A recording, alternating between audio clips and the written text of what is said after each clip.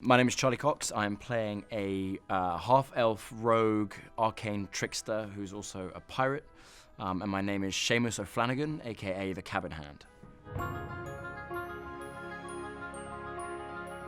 Hi, Charlie. Hi, Deborah. Thanks for coming and playing D&D with us today. Thanks for having me. You have never played D&D before. I've never played D&D before, and the first, you probably don't know this, but the first couple of times when we met, and Yes. the first few times where you talked about D&D, I thought you were talking about DD. Oh, Daredevil, Yeah. like that. Okay. And you kept on saying like, well, I love D&D. I was like, yeah, obviously. Oh no, Yeah. I do love D&D, but Yeah, I I also love probably more love D&D. D&D. Yeah. Yeah.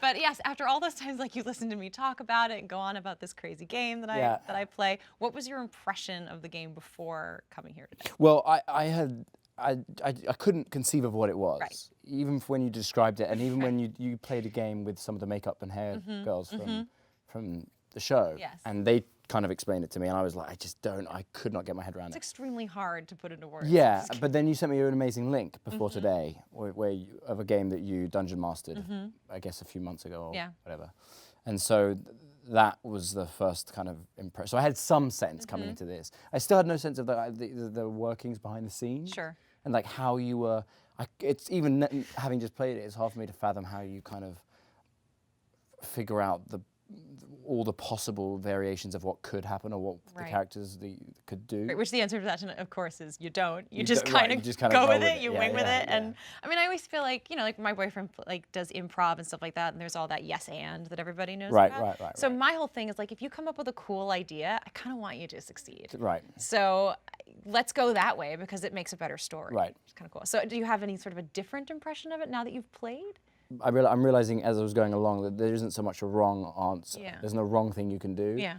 I guess there's efficacy, but other than that, it's just you just have to kind of use your imagination. Right, which is sort of true of And you life. said that to me, so it's Yeah. best played when it's kind of using your Yeah.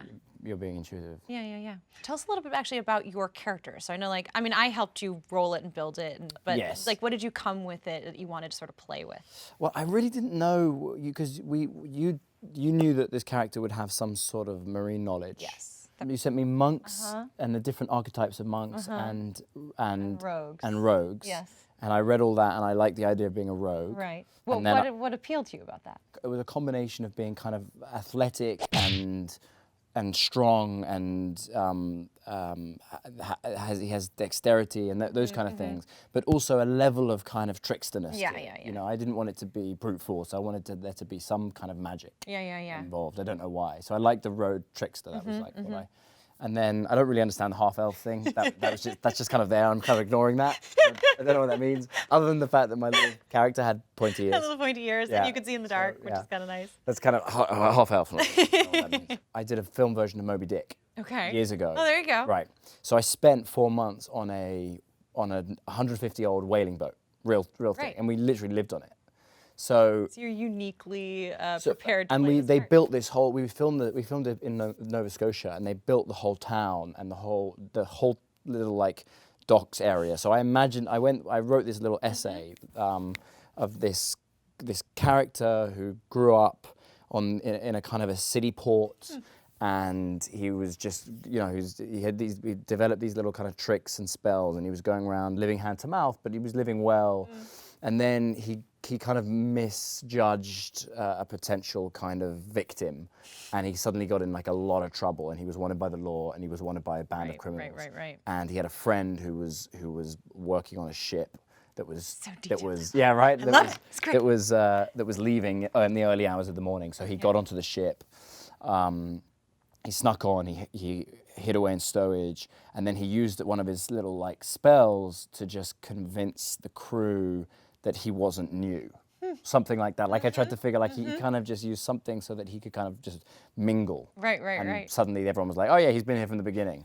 And then he became, because he has these tricks and because he has this hand, Right. he was able to do jobs that were like really tedious for people. So the crew loved him. And then I just kind of he's just stuck around, and it ended up being kind of a semi-pirate ship, and so Yeah. he learned the tricks of the trade, and he did one long voyage for like 3 years. What are you gonna do with your black onyx gem that you took away from the game? You mean this? This thing, yes, Yeah, yeah. exactly.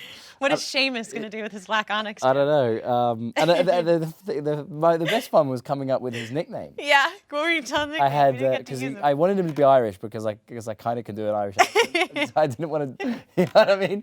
So I made him Irish. So he's Seamus O'Flanagan. But then I had real fun. I was texting you all yesterday with like different AKAs. So there was Seamus Cabin Hand. Yes. Seamus the Handyman. 12 Fingers. 12 fingers, yes. And then Handy 12 Flanny. fingers. They were all. Handy Flanny's pretty amazing. Yeah. Well, the fun thing is if we could actually do like a long campaign with Seamus, we could have people be like, "Hey, Handy!" But Cabin Hand was good. Cabin Hand is perfect. So yeah, that was fun. I don't know what I'm going to do with the Onyx. I'm going to use it at some point for bartering reasons. Oh, there you go. Lots of fun things to do with that. What was your favorite part of the game?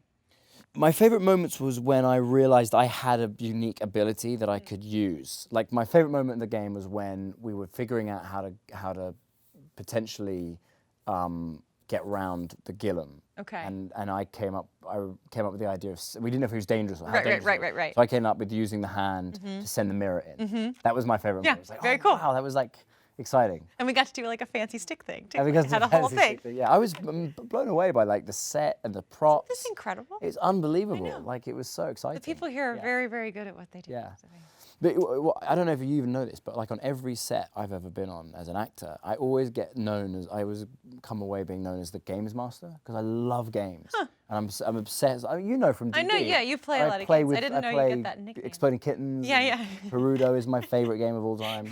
So I love games. Yeah. This is like... This is game to the max. Yeah, this is serious games. Serious gaming. Yeah. Well, we have a little gift for you. Anyone who goes on an adventure with the R&R Brigade gets a little pin, so they can be. This is very exclusive. Thank you so much. Only players who have gone on adventures get. I didn't bring you anything. That's okay. Thank you You so brought much. me That's your so nice. energy Oh my God, thank you. and your love. Thanks for having me. Thanks for coming.